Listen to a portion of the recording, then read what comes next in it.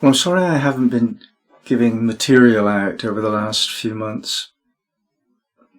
I've been focusing hugely on two projects, and one is the reason I'm making this video. It is the inauguration of the Sacred 7 Academy. Now, together with two colleagues, Julia Sophia and Loic Sadashiva, we're putting out a program of material and techniques which we feel will interest the people that we've been working with.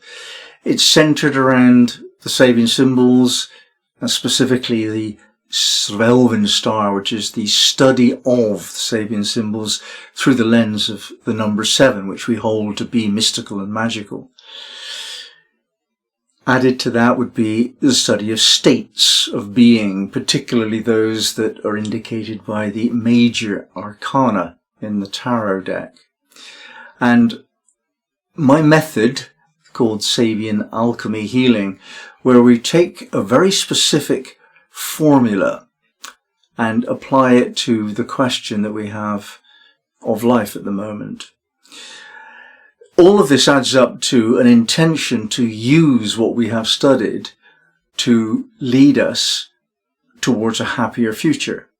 In any situation, we have two possibilities. Either we're enacting our vision, looking at the next step, the most appropriate way forward to bring about our visionary goal of the future, or we're focusing on the problems that we have in life. How do I get rid of this bad relationship? What do I do about my money situation? How do I find a good job? Those kind of things. Now, typically that's it. There's either dealing with problems or enacting a vision. Either way, the way to do this, and the only way to do it properly, is to ask of life the best question. So the Sabian alchemy process involves a huge amount of study on what question you're asking of life. Very little in the Bible interests me except for this phrase, seek and ye shall find. In other words, what you look for is what you get. Also, what you've got is what you've been looking for. And the way we look for something, it's a metaphor, is to do with how we structure our words, what words we issue into life. It's more important what comes out of your mouth than what goes into it. Words of Jesus. Not that I'm a Christian, I'm just finding this useful for the moment. So often I notice people creating a curse for themselves by their wrong choice of words. And by wrong, I mean nothing moral at all, but ineffective, unhelpful, in order to fulfill their own intentions, their own visions. Anything you say which is negative, which has got the word not in it, for example, would be counterproductive in this sense, because the brain picks up on words, it hears what you say, and if you say not, it will register negation. Whereas if you say something positively, it will register optimistic intention. And we can train the mind towards expectation of clear outcomes by words.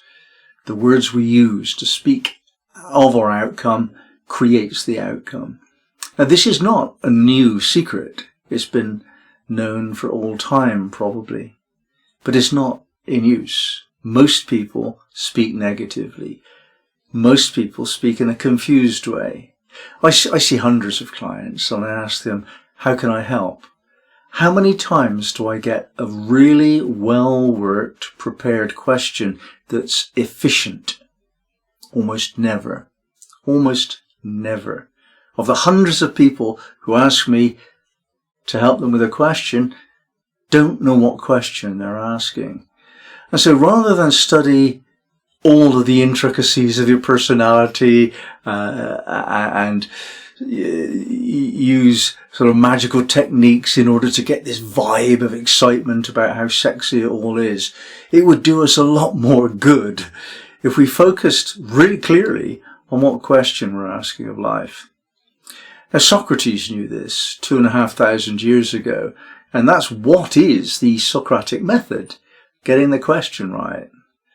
Getting your mind to say the words that are most helpful to create the outcomes that you want in life. So the Sacred 7 Academy, which is launched in September in a few weeks' time, centers around 3 main studies for this term. The Sabian Alchemy healing process is what I'm offering. Loic is offering a study of the Elven Star of the Moon. Now, what that means is that you get to understand your emotional nature really deeply. The moon gives us the first taste of what our emotional nature is like. But when you look into the Elven Star of the Moon, you see a chord, like on a guitar chord, resonances, harmonies, harmonics, to pick up on the main feature. So the Sabian symbol of the moon will give you a fairly deep and meaningful understanding of your essential emotional nature. But the nuances of that, how to apply that to expand your life experiences, emotional adventures, how to develop a group of like-minded people, all that you can study with the Elven Star of the Moon. But Loic goes one stage further. He's studying towards his master's and eventually a doctorate in something called eco-psychology, which uses a very old and fundamental principle of Sufism and other mystical teachings, that whatever you have within is mirrored outside of yourself. As above, so below, as within, so without. And so, if you want to change the world that you live in, the environment of your being, then you need to change yourself. And that's called eco-psychology in his system.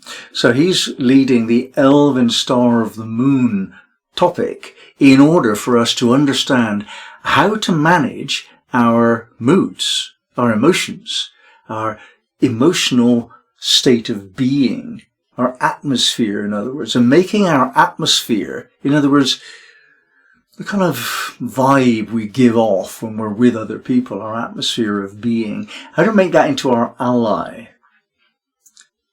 our supportive friend.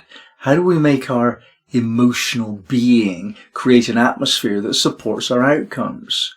So in the Sabian alchemy process, I'm getting really clear about how to get those outcomes definite, and then work on an affirmation to make it more of a sacred intention than just a mundane intention. And then Loic is saying, well, look, clean your inner system up, get really clear about your emotional body. Without that happening, you can't do it. Julia is looking at the Major Arcana. Now, if you've studied the tarot a little bit, you'll know that the archetypes given, particularly in the Major Arcana, are universal and eternal. So we're looking at 22 states of being, and we can study them one by one and master 22 versions of ourselves. Now you can see how this ties in with the Elven Star of the Moon and later the Elven Star of the Sun, where we've got 7 moods, 7 parts of ourselves. Well, the tarot goes into it a little bit more deeply, because the 22 in the tarot is 1 plus 21, actually, if you think about it. The Fool is not one of the tarot, the major cards, is beyond everything. So you've got 3 subdivisions of the 7 states of being. And you can build that back into the Elven Star with path working, where you've got another sort of depth of study. This is all together a lot of detail for you to take in, and I don't expect you to be able to do that, but I'm just giving you a sense of where we're going with our studies. We're not approaching this as though we know what we're doing and we're telling you how to do it. That's not how we work. What we're saying is that we're really interested in this. We've studied it a lot already. Why don't you give us your point of view? And we'll just talk about it together, and we'll move into this rather more advanced manner of studying the mysteries. One of the difficult problems that we've got with astrology is that people start teaching it without sufficient experience to understand that the theory and the practice aren't the same thing. You need to bridge the difference between those two things. And an experienced astrologer will know that the bland statements like Taurus is an earth sign, therefore they're very practical, that's generally true as a group experience, but it's by no means true of every Taurus person, and so on. You know, there's so much more to astrology than you can easily study even in 5 years, let alone 2 or 3 years, which some people use before they start teaching it. So astrology is not sufficiently professionally studied, not studied in a disciplined enough way for us to realize its deepest secrets. Now, if you're at a level where it doesn't matter if you're a beginner or an advanced astrologer, that's not the point. But if you're at a level where you want to use astrology and other esoteric secrets, particularly Sabian symbols, and even more so the number 7, in order for you to advance your level of awakening and move towards spiritual realization, then yeah, this is the course for you. This is why we're doing it. Now, I would like to interview anyone who joins the course before I say yes, so please make contact so we can set up such an interview. And if you want to join us, the first term is a bit of a discounted rate of £275 for 14 weeks, and you can do 3 courses each of those weeks. The whole course is open to you. So there's a lot of good material here for a very, very good price, and I think it will be helpful for you. Please join us.